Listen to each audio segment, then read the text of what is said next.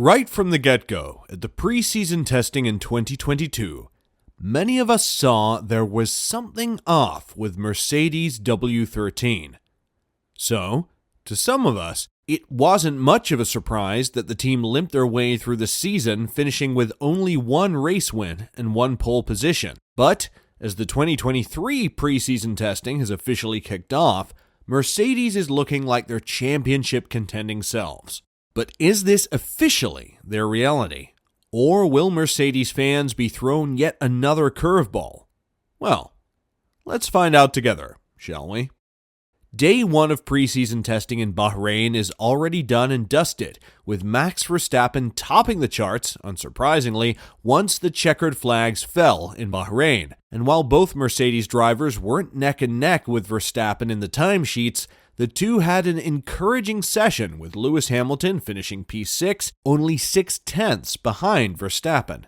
And George would finish P9, being 1.3 seconds off Verstappen's pace.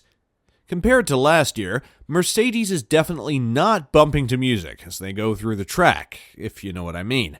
A good sign, if you ask team boss Toto Wolff, who would say. The car, seems to be balanced in the right way. There's no bouncing, which is good news, apart from that big bump at the end of the straight. We're gathering a lot of data because that was important to correlate, obviously, after last year, and trying different things, so a productive first morning. When talking about the contrasts between the test from last year and the first day of testing this week, Wolff included. So that is very different. I think we have a solid base now to work from and try to optimize the car, which we haven't done yet. It's really just finding out if there are any areas that could be a real performance hindrance, like last year with the bouncing. We've just got to work through the program. Even though the Silver Arrows team principal saw his drivers finish behind Max Verstappen and the two Ferrari drivers, Carlos Sainz and Charles Leclerc, he's still satisfied with their performance and is looking forward to what's to come.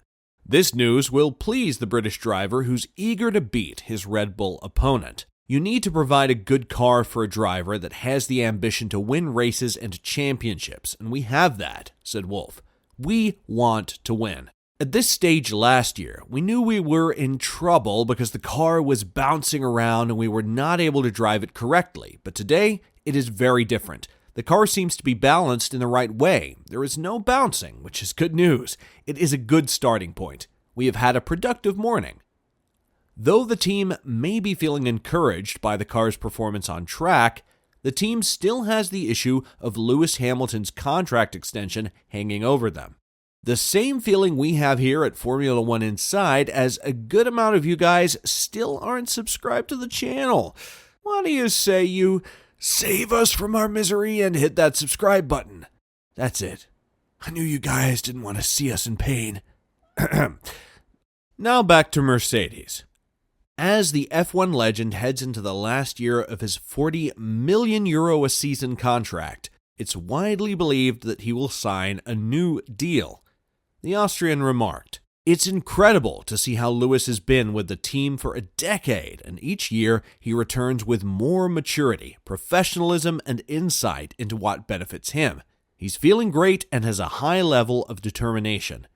Many pundits believe that Mercedes will have to prove themselves to Lewis before the 7-time world champion signs on the dotted line, a claim that Lewis has adamantly dismissed, and by the looks of it, Hamilton's statement about his contract extension is true, as Toto himself says he is unbothered that Lewis still hasn't signed an extension with Mercedes. "Our talks have always been going okay. I think we've done it 3 times now, negotiated contracts," he said. "We are changing a sentence or a word or a number here and there," Wolff joked. He wouldn't want a 0 less. All is going to be good. I don't think this is about closure for him. An 8th title would be wonderful, because he deserves it, and only he and Michael Schumacher have 7. It's more about doing what he loves, what he does best. If we provide him with a good car, there is nothing between him and an 8th title. And on Hamilton's side, the British driver would say, "No, I don't feel like I need them to prove to me," Hamilton said. "I think we've proven time and time again over the years that we have strength and depth. We still have all these incredibly talented individuals within the team. You don't lose that ability. I think this is the best harmony within the team that I've seen all these years, and we've got a real, fresh, young group of engineers and people that have just come into the team over the past year as well. So it's an exciting time for the team, and I don't plan on being anywhere else. So in that element, that's that. With all that going behind the scenes, Lewis would also comment on the W14's performance on day 1 of preseason testing and say, "It's good to be back in the car here in Bahrain. It was a nice, cool afternoon weather-wise, though windy. We got through our program and have gathered lots of data. We also had good reliability, which contributed to our strong mileage total. That is down to the amazing work done back at Brackley and Brixworth.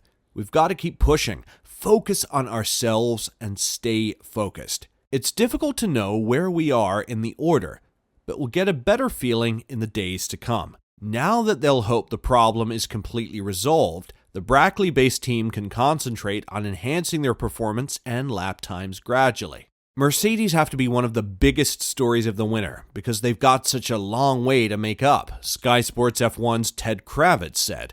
9-10 months of development after last year's car didn't work out. The car looks good so far, none of the bouncing we saw last year, but they'll know more after today. But with a rather positive prognosis on Mercedes' situation, Kravitz would put a caveat to his statement and say that Mercedes has an uphill climb to make if they want to beat Red Bull. Red Bull will start with the lightweight chassis that they introduced and designed and made, we think, but never raced towards the end of the year, he said on Sky Sports. They will start that as a base. They will have developed that so it will be underweight, and they can ballast it up to meet the weight limit. Benefit 1. Benefit 2, they will have done all the aerodynamic work and design before the restrictions they had on their accepted breach agreement of the cost cap restrictions came in. Their penalty for that. So they've done all the work before that even comes in. Towards the end of this year and next year, it will start to bite.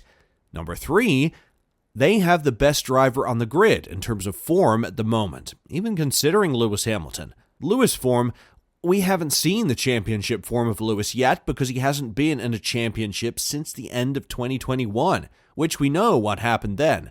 Max Verstappen is bang in form, and I think that is the third part of their secret weapon, which should make them nigh on unbeatable.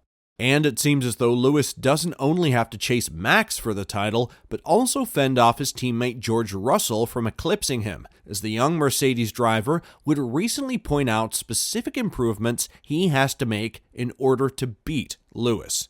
Looking back on those races, I would say most of the reasons were from trying too hard, and that was a big lesson I learned, that sometimes the harder you try and the more you push, sometimes the result isn't better. You've got to try to be very disciplined with yourself, sometimes in your approach of knowing how hard to push yourself. It's the same if you went to the gym every single day and was doing maximum bench presses every single day. At one point, you're probably going to injure yourself. It's not the most efficient way to get stronger. That's representative of racing. If you go out there and you drive the thing in anger, pushing it beyond the limit every single lap, that is not the fastest way to drive. Those races were probably validation for me. Looks like this will be a feisty season for Mercedes, doesn't it? Are you as excited as we are? Let us know in the comments section who you're rooting for this 2023 season. And don't forget to hit the subscribe button before heading out.